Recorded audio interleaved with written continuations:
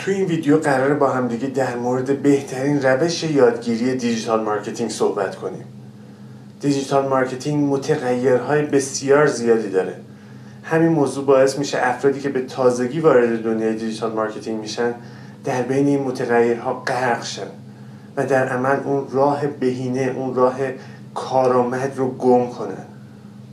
اگه میخواید از این مشکل دوری کنید باید یک رویکرد داشته باشید و اون چیزی نیست جز رویکرد عملگرایانه. رویکرد تئوری محور در دنیای دیجیتال مارکتینگ جواب نمیده. اگه قرار باشه برید دانش رو یاد بگیرید و اون رو تجربه نکنید، بعد از یه مدتی این دانش غیر قابل استفاده میشه به دلیل سرعت تغییرات دانش در حوزه دیجیتال مارکتینگ. پس شما باید کاری که انجام میدید این باشه که مدام دانش رو یاد بگیرید و اون رو تست کنید.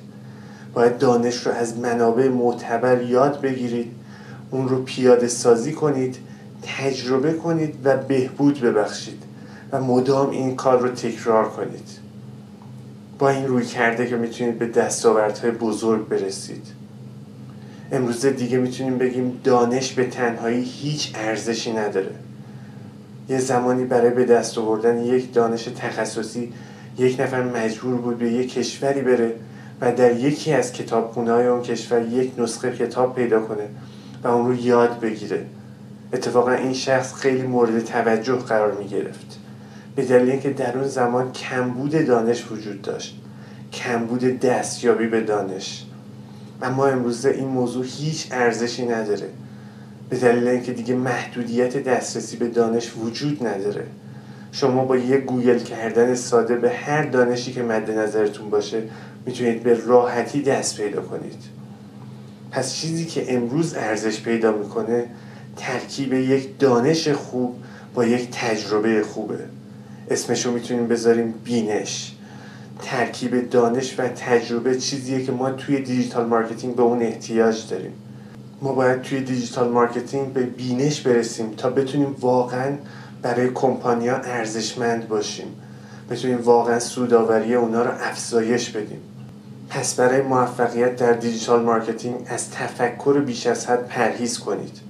مدام آموخته‌هاتون رو تست کنید، تجربه کنید و از کمالگرایی منفی دوری کنید.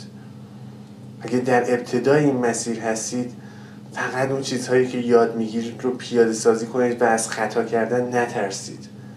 موقع آموزش دیدن موقع خطا کردن شماست. اگر در ابتدای مسیر دیجیتال مارکتینگ هستید به دنبال این نباشید تا همه چیز رو کامل یاد بگیرید بعد تجربه کردن رو شروع کنید. این موضوع قطعاً به شما ضربه میزنه.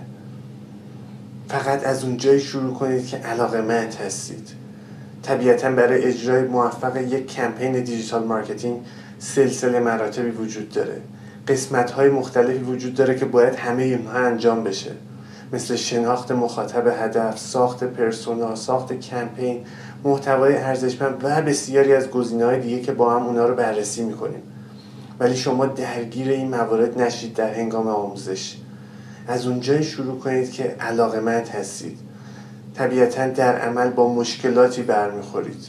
کار شما اینه که این موانع رو برطرف کنید. این سوالات رو برای خودتون حل کنید. با این رویکرد هست که میتونید دیجیتال مارکتینگ رو واقعاً یاد بگیرید. رویکرد عملگرایانه. اگه ایده‌ای رسید به ذهنتون اون رو پیاده سازی کنید. ببینید در عمل چجوری کار میکنه. اگه خوب بود شروع کنید اون رو در عمل بهبود ببخشید. و در نهایت این نکته رو فراموش نکنید. استقامت کلید کامیابی در این راهه.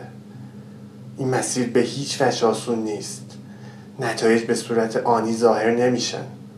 این قطعاتی هستن که شما یاد میگیرید و تجربه میکنید و در نهایت این تجربه به یک اثر مرکب تبدیل میشه و شما رو به اون دستاوردهای بزرگ میرسونه.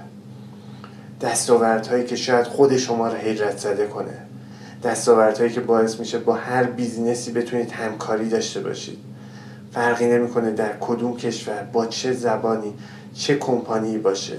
دیجیتال مارکتینگ تخصصیه که هر کسب و کاری به اون احتیاج داره. پس قدر اون رو بدونید، دانش خوب رو یاد بگیرید و اون رو به خوبی تجربه کنید و منتظر اثر مرکبش باشید. پیشنهاد میکنم کتاب دارن هاردی رو اگه نخوندید حتما بخونید، چون همون روی کردیه که ما برای موفقیت در دیجیتال مارکتینگ به اون احتیاج داریم.